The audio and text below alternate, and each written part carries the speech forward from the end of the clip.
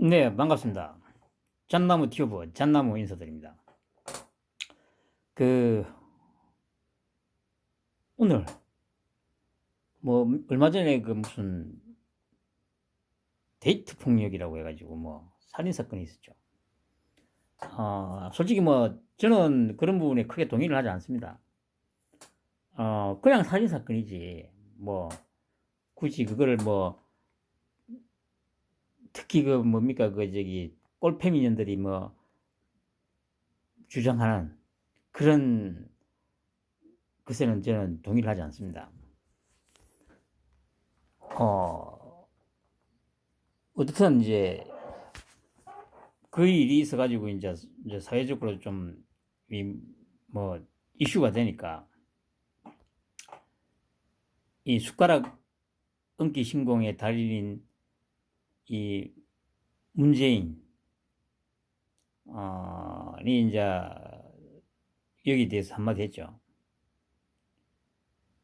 여성 안전이 사회 안전이다.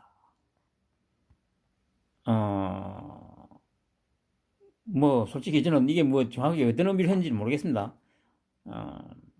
여전히 폭력 희생 여성의 마음 아파. 두 번째 여성 폭력 추방 주간 아동 1인 가구 등 맞춤형 대응 강화. 굳이 이제 기사를 읽을 필요까지는 없고요. 이제 여러분들도 잘 알다시피 흔히 말하는 이제 페미 정권이죠. 페미 정권. 특히 이제 3, 40대 꼴페미년들, 그 맘충이들이 좋아하는 정권 아닙니까? 그런데 참으로 아이러니하게도 이렇게 여성의 인권을 중요시하는 이 정권에서 이 당에서 차기 대통령 후보로 뽑은 이재명.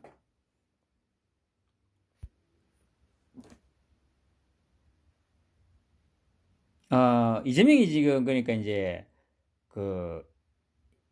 이거는 이제 쉽게 말해서 이제 물타기를 하려고 어차피 이게 자기가 이제 대선 전까지 토론회를 하건 뭘 하건 하다 보면 이제 이런 얘기들이 나올 수밖에 없으니까 먼저 선수를 쳐가지고 이런 일이 있었다, 죄송하다 라고 하기 위해서 이제 선방을 먼저 날리는 거죠. 이재명 조카 데이트 살인 변호 사과 고통의 기억이다.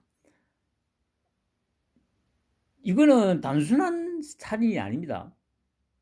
그리고 이제 여기서도 나오듯이 참으로 이 사악한 새끼죠. 사악한 새끼.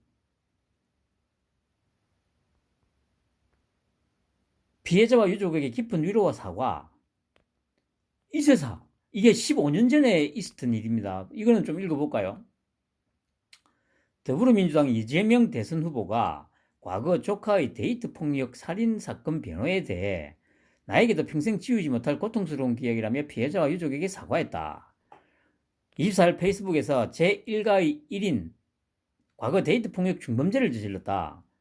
데이트 폭력 중범죄가 아닙니다. 2명을 죽인 겁니다. 2명을. 그 가족이 변호사를 선임할 형편이 되지 않아 일가 중 유일한 변호사인 제가 변론을 맡을 수밖에 없었다. 아니, 형편이 되지 않으면 그 국선 변호사 있잖아요. 국선 변호사도 있는데 왜? 피해자와 유족에게 깊은 위로와 사과의 말씀을 드린다고 적었다. 이 후보의 조카는 2007년 자신에게 이별을 통보한 여자친구와 가족을 흉기로 살해했다. 숨진 가족은 여자친구의 어머니다. 그리고 이게 그때 이 여자친구의 아버지도 찔러 죽이려고 했는데, 5층이었던가?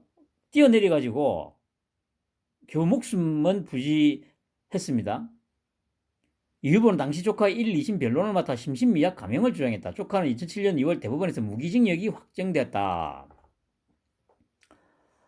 이 후보는 이미 정치인이 된 뒤에서 많이 망설였지만 회피가 쉽지 않았다며 제게도 이 사건은 평생 지우지 못할 고통스러운 기억이다. 어떤 말로도 피해자와 유족들의 상처가 아물지 않을 것이라고 말했다. 그러면서 어젯밤 양주에서 최근 발생한 데이트 폭력 피해자 유족과 간담회를 가졌다. 창졸간에 가버린 외동딸 가슴에 묻은 부모님 두 분의 고통을 헤아릴 길이 없었다. 데이트 폭력은 모두를 불행에 빠뜨리고 처참히 망가뜨린 중범죄라고 했다. 정말 이 사악한 새끼 아닙니까?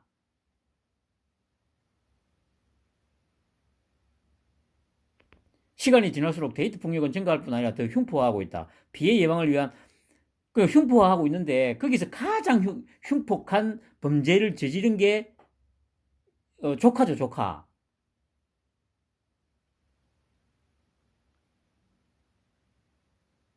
근데 여기서 중요한 게 뭐냐면 37번인가를 찔렀습니다.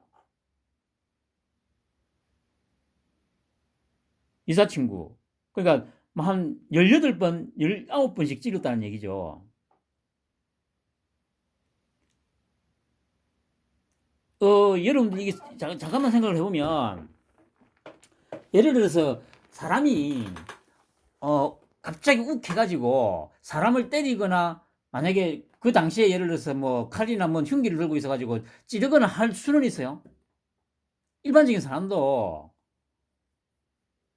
대부분은 그 순간적인 어떤 잘못된 선택으로 뭐 주먹을 휘두르거나 뭐 칼로 한번 찌르거나 하는 그런 행위를 할 수는 있어요.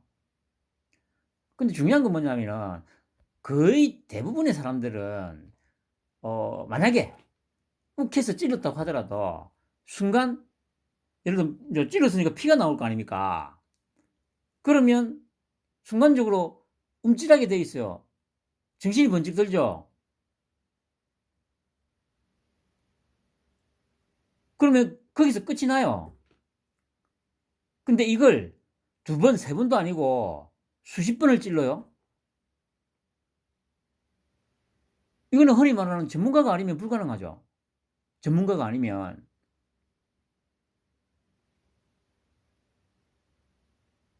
이거는 조금만 생각해보면 답이 나오는 겁니다. 그 심신미약이라는 게 또 뭡니까? 정말 이런 새끼. 그러니까 제가 그 방송에서 말씀드리는지 모르겠습니다만 이전부터 이제 한 번씩 톡방에서 하다 찐빠들한테 한 번씩 했던 얘기 아니면 찐빠들뿐만 아니고 그 찐빠들이야 뭐 그런 얘기 해봐야 어차피 그것도 없는데 소위 보수라고 하는 것들 제가 한 누차 말씀드리지만 이것들은 욕을 할 수밖에 없어요. 정신 못 차리는 거죠. 그래 제가 한 번씩 그렇게 적어요. 진짜 솔직히 제 심정도 가끔 한 번씩 그런 생각이 들어요. 지금도 이 분탕질 치는 걸 보면 진짜 그냥 막 이재명이가 대통령이 돼가지고 지옥을 한번 겪어봐야 될 것 같다는 생각이 들어요. 이재명이가 되면 딱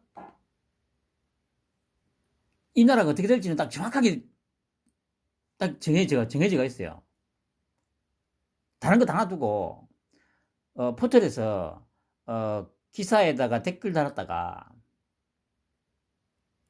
며칠 후에 깡패 새끼한테 길 가다가 칼침 맞고 응급실이나 관짝에 들어눕는 일이 비일비재할 거예요.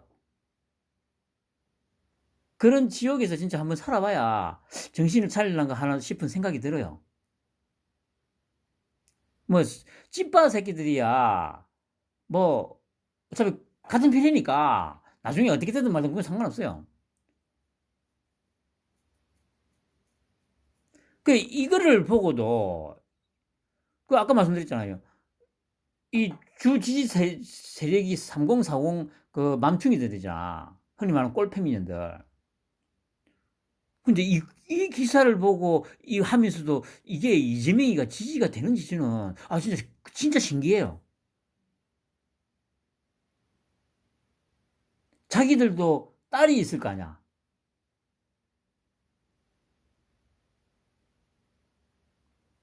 그러면 자기한테도 이런 일이 일어날 수 있는 거고. 그리고 그 당시에 이 재판에서 피해자에 대해서 어떤 구제 조치나 뭐 이런 것도 전혀 없었다고 합니다. 오로지 이재명은 지 조카.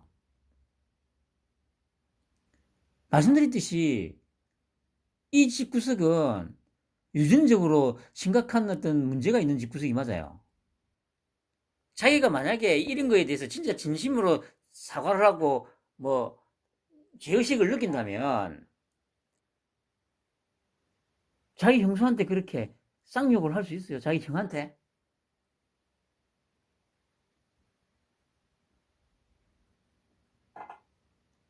예를 들어서 그 저도 저기 말씀드렸듯이 5년 전에는 찌빠였습니다.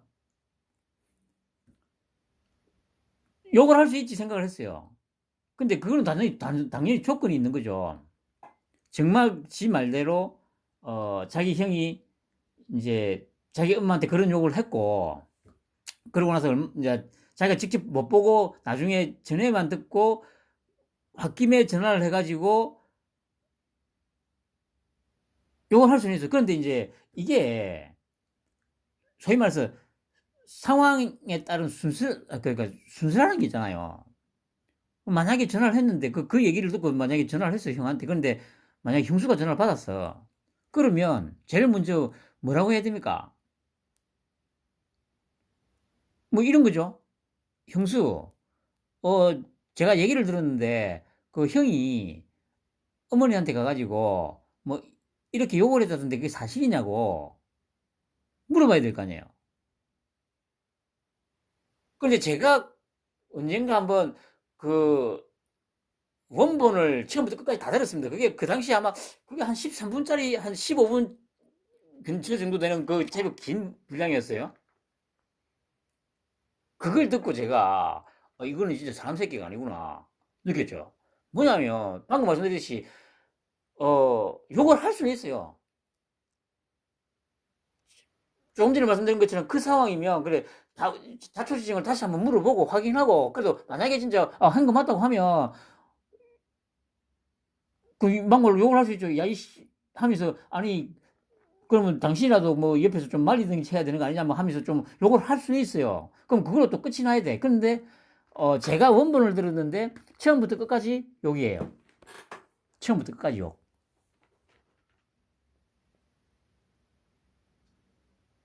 이거는 그 어떤 변명으로도 합리화될 수 없는 인격 파탄자, 소시오패스, 사이코패스 맞아요 이게. 형한테도 무시로 전화해서 야 이 개새끼야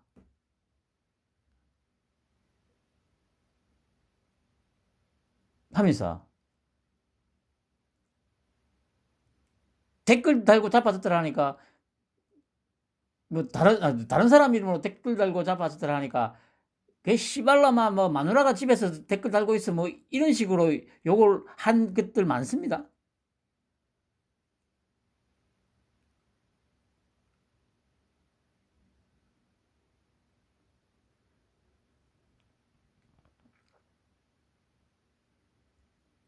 과연 이런 인격 파탄자가 지금 여당의 대통령 후보라고 지금 나와 있습니다.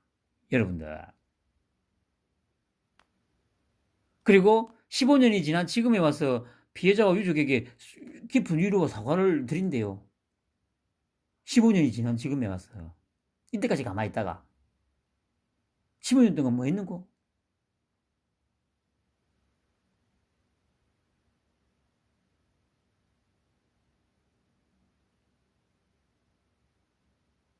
그럼에도 불구하고 아직도 정신 못 차려. 제가 늘 말씀드리잖아요. 찌빠나 이쪽 진영은 뭐 이거는 어차피 그런 놈들이기 때문에 이거는 상수예요, 상수.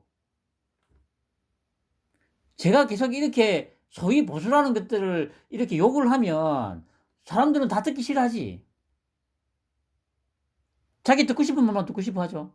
그런데 그래 여러분들 내가 듣고 싶은 말 해주는 그런 채널에 가가지고 와 박수치면서 듣고 나면 그대로 현실에서 이루어지던가요? 아니 혹시 뭐 현실에서 이루어진 거 있으면 한번 얘기를 해보세요. 허구한 날 음모론에 뭐 솔직히 저기 뭡니까 그 대선 후보로 확정되기 전까지, 바로 직전까지도 문재인이 심은 간첩이다, 뭐, 무식하다. 아니, 무식한 사람이 검찰총장을 어떻게 해요? 그리고 그 수많은 재벌들, 권력자들 어떻게 잡아넣냐고. 아니, 이게 너무 단순한 논리잖아. 그리고, 뭐, 문재인이 심은 간첩이다? 아니, 씨바, 진짜. 아니, 진짜, 이거 닭대가리도, 다 이런 닭대가리들이 어딨냐고. 아니, 윤석열이가 입당하기 전까지, 그 6월 달까지 해서, 국민의힘 지지율 얼마였어요? 10%안 넘었어. 그리고, 그, 경선에 참가했던 뭐, 홍준표, 또 유승민이 뭐, 원희룡 이런 놈들 다 합쳐도 10%안 넘었다고. 씨발아. 근데 지금 보면 뭐 국민의힘이 뭐 한 40% 넘어가니까 그 원래 보수 지지율이 원래 그게 자기들 지지율인 줄 착각하고 있어. 그거 다 서길이 형 지지율이야, 이 씨밤들아. 그런데 지금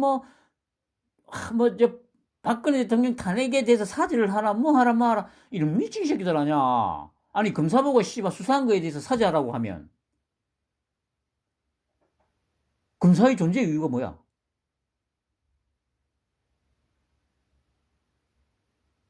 아, 이런 미친 것들 아냐, 미친 것들.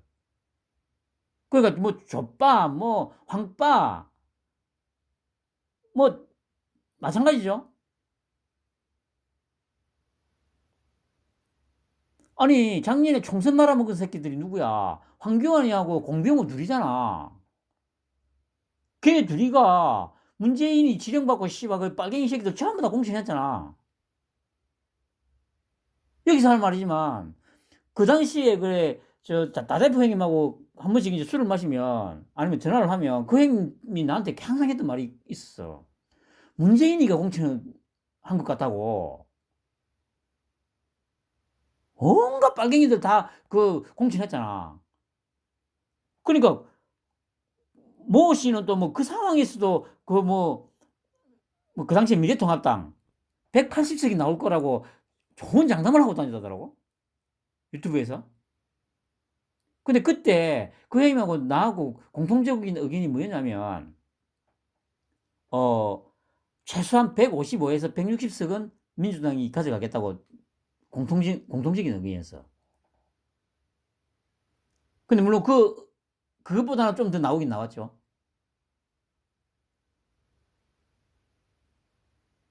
어차피 칠 수밖에 없는 상황, 구도여서. 그런데 그렇게 빨갱이들을 공천해가지고 선거를 다 말아쳐먹은 그 황교안이하고 공병호가 지금 뭐 하고 있습니까? 부정선거다, 부정선거다. 그걸로 또 코인 빨고 있잖아. 이 미친 새끼들. 근데 또 거기 가가지고 와 박수치고.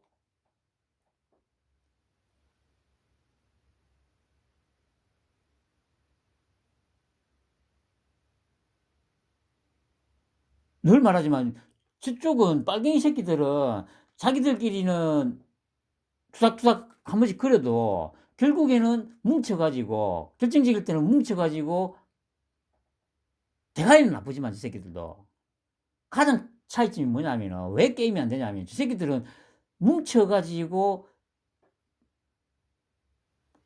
그 단일 대우로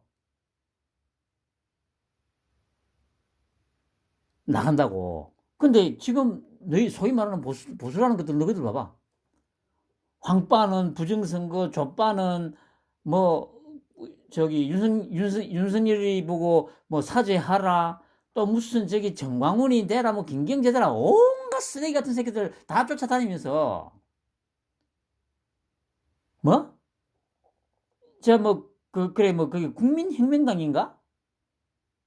뭐 그래 그게 뭐 어떤 새끼는 또 거기 뭐 내각을 이렇게 구성해야 된다면서 무슨 국무총리 뭐 안철수 무슨 또 뭐 법무부 장관 무슨 한동훈 뭐 어쩌고저쩌고 이런 개소리를 쳐 씹으는데 그거 듣고 또 와 박수 치면서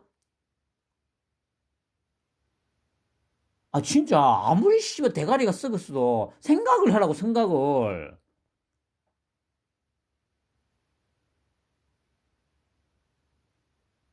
이런 새끼들을 상대를 해야 되는데,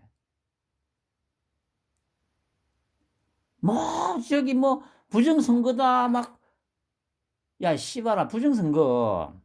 저번에 이철이가 난 갖다 줬을 때, 서길이 형이 한마디 했잖아. 조혜주.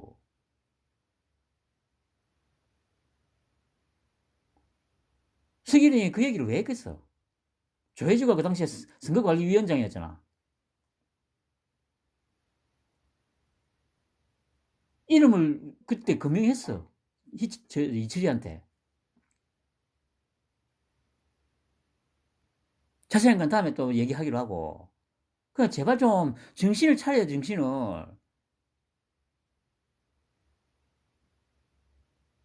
이런 사악한 새끼들, 이런 인격 파탄자, 소시오패스가 대통령이 되는 거를 막고 진짜 도륙을 내고 싶으면 단일 대우로 가야 된다고.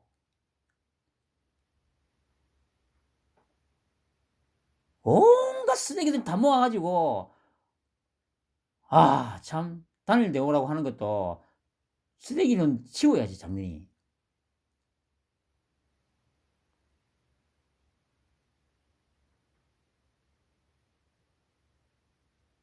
내가 듣고 싶은 말을 해주는 사람, 당장은 달콤하지.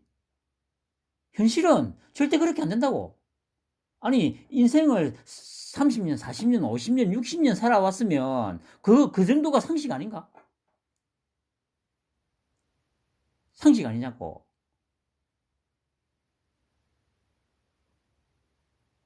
말도 되도 않는 그냥 온갖 가문이성에 쏘아가지고. 그래, 이왕 얘기하자면, 가세연의 강용석이도 내가 제일 별로 안 좋아했지만, 제일 이것도 쓰레기라고 내가 느낀 게 뭐냐, 어디였었냐 하면은, 그때 이재명이 이 새끼, 대부분에서 확진 평균 나기 전날, 걔가 했던 말 아직도 기억해. 나도 그렇고, 다대표님도 그렇고, 이재명이는 무죄 될 거다고 확신을 하고 있었거든. 근데 그때 강용석이가 자기가 뭐라더라? 대법관들이 다 모여가지고 어떻게 하는 거 보니까 이거는 이재명은 끝났다. 자신있게 얘기하더라고. 그 속으로 아니 저 새끼가 미쳤나 싶었어. 이재명이를 그렇게 모르나? 근데 그 다음에 바로 무죄 나왔잖아. 그따위 판단력 그런 정도의 판단력도 안 되는 놈들한테 가가지고 아유 이 참 한심해서 보수 수준이 그거라 그거 보수 우파라고 하는 것도 수준이 딱 거기라고.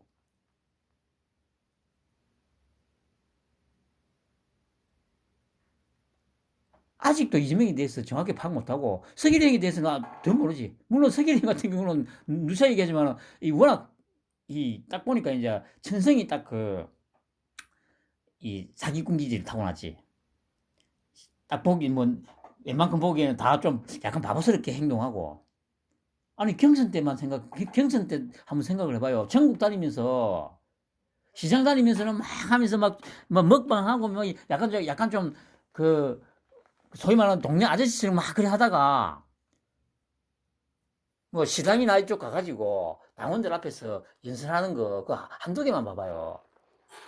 그 모습들을 한번 봐봐. 180도 다르잖아. 근데 끄다 대놔놓고 훈수질에 훈장질을 한다고? 그래, 그렇게 훈수질 훈장질 했는데, 지금 봐봐.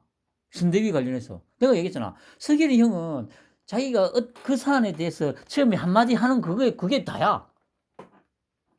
그 과정이, 예를 들어서 지금처럼 생각보다 좀 길어지고 하는 거는 당연히 전략적인 어떤 틀에서 움직이기 때문에 그런 거라고. 얘기했듯이 10년 전부터 윤석열은 사람에 충성하지 않는다. 그 말을 시작으로 지금까지 왔는데, 그때부터 끊임없이 우리나라에서 최고로 센 놈들만 쳐주고 왔기 때문에, 국민들 인식에 강한 이미지로 각인이 되어 있으니까 이 강한 이미지를 희석을 시켜야 된다고. 강한 이미지로 딱 박혀 있는데 거기서 또 막 예를 들어서 막 강력하게 막 이렇게 해버리면 언론에서 얼마 어떻게 씹어댈 것 같아요? 와, 저 독재자다. 저 봐라. 저 하는 거 봐라. 그렇게 씹어댈 거 아니야.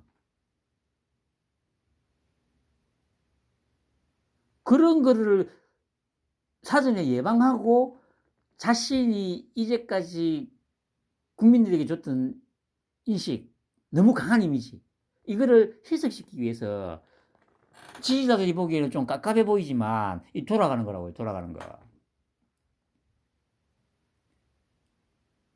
물론 이 상태로만 가도 뭐 충분히 이기는 건 맞아. 서기대 형이 워낙 뛰어나기 때문에. 그렇지만 분명한 거는 좀 더 확실하게, 좀 더 표 차이를 벌려서 이겨야 완벽하게 돌려낼 수 있다고. 그런데 아직도 부정선거가 어떻고, 박근혜 대통령 한 거에 대해서 사죄를 하라는 둥, 온갖, 그래, 홍판표. 아까 어디 보니까 그래, 내가 늘 그랬잖아. 홍판표는 간첩 새끼라고. 뿐만 아니라 저기 유승민, 원희룡이, 이준석이, 김종인이 다. 그래, 아까 어느 분이 잠깐 누구 페이스북 글 올렸는데 홍준표 캠프에 있던 누군가가 이재명이 선대위로 갔다더라고. 마각을 드러내잖아. 홍준표는 빨갱이 끄라풀이였다니까. 유승민이 원희룡도 마찬가지야. 단지 걔들은 어차피 지지율 자체가 안 나왔기 때문에 홍준표처럼 아예 막 이렇게 저쪽에 완전히 몸을 어떡한 상황은 아니었기 때문에 지금 발을 빼고 나온 거고, 홍준표는 아예 발을 다 담그고 있었기 때문에 발을 못 빼고 지금 청년의 꿈인가, 저번에 제가 그랬겠죠. 그 로고 봐, 로고. 청년의 꿈 로고. 더불어민주당 그 로고 만든 새끼가 만든 게 맞다니까?